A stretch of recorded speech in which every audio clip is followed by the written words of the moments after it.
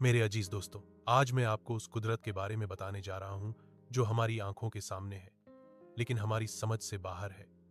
एक ऐसी हकीकत जिसे देखकर बड़े बड़े वैज्ञानिक सजदे में गिर पड़े। आज हम उन दो समुद्रों की बात करेंगे जो मिलते तो हैं, मगर कभी एक दूसरे में जज्ब मिक्स नहीं होते। एक एक हैरत अंगेज नजारा इमेजिन करिए। आप एक जहाज पर सवार हैं। आपके एक तरफ गहरा नीला डार्क ब्लू पानी है और दूसरी तरफ हल्का हरा लाइट ग्रीन पानी। दोनों पानी एक दूसरे से टकरा रहे हैं। मौजें, लहरें उठ रही हैं, लेकिन बीच में एक ऐसी दीवार है जो नजर नहीं आती। दुनिया इसे बरज़ख कहती है, विज्ञान इसे हेलोक्लाइन कहता है, मगर हम इसे अपने रब की कून फया कुन की निशानी कहते हैं। दो कुरान ए पाक का ऐलान, शास्त्र संबंधी प्रमाण। आज से 1400 साल पहले, जब न कोई सोनार था, न स्कूबा डाइविंग, न कोई सैटेलाइट, तब मेरे और आपके नबी सल्लम पर एक आयत उतरी। अल्लाह ताला सूरह रहमान में फरमाता है, मरजुल बहरैनी यल्तकियान बैनाहुमा बरजखुल्ला यबगियान। उसने दो समुद्रों को प्रवाहित किया कि वे आपस में मिलते हैं, मगर उनके दरमियान एक पर्दा है जिससे वे आगे नहीं बढ़ते। सोचिए, यह बात उस वक्त कही गई जब इंसान को यह भी नहीं पता था कि समुद्र कितना गहरा है। यह कुरान का मोजिज़ा है कि उसने उस अदृश्य दीवार का जिक्र किया जो आज की विज्ञान ने अब जाकर दरियाफत डिस्कवर की है। तीन विज्ञान और ईमान का संगम। वैज्ञानिक तर्क। आधुनिक विज्ञान बताता है कि अटलांटिक महासागर और भूमध्य सागर जहां मिलते हैं, वहां दोनों की घनत्व, गाढ़ापन, लवणता, नमक की मात्रा और तापमान बिल्कुल अलग है। बिंदु। अल्लाह ने पानी की फितरत में एक ऐसी तनाव रख दी है कि वो एक दूसरे के अंदर दाखिल नहीं हो सकते। दिल पर असर करने वाली बात। अगर ये दो पानी मिल जाते तो समुद्र का पूरा निजाम बिगड़ जाता, समुद्री जीवन खत्म हो जाता। अल्लाह ने इन्हें अलग रखकर पूरी दुनिया के इकोसिस्टम को बचाया है। नबी करीम सल्लम ने हमेशा कायनात की निशानियों पर गौर करने की तालीम दी। आप सल्लल्लाहु फरमाते थे कि अल्लाह ने कोई भी चीज बे मकसद पैदा नहीं की।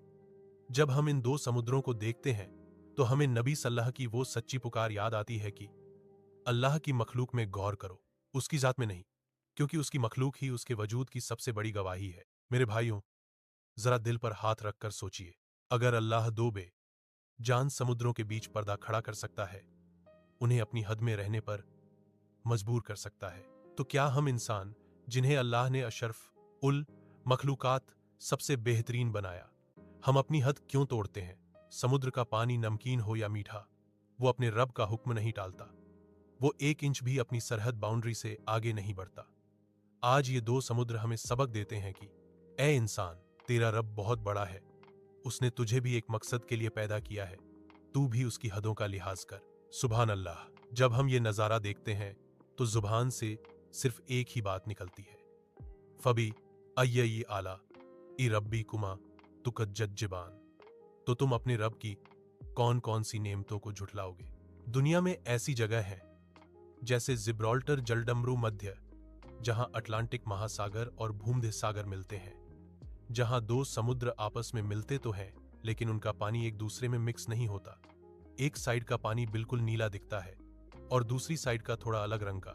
दो कुरान ए पाक का मोजिजा, चमत्कार। आज से 1400 साल पहले, जब कोई इतनी बड़ी टेक्नोलॉजी नहीं थी, कुरान ने इस हकीकत को बयान कर दिया था। सूरा अर रहमान आयत 19-20।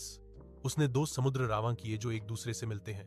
उन दोनों के दरमियान एक पर्दा, बैरियर है, जिससे वो आगे नहीं बढ़ते। सूरह अल फुरकान आयत 53।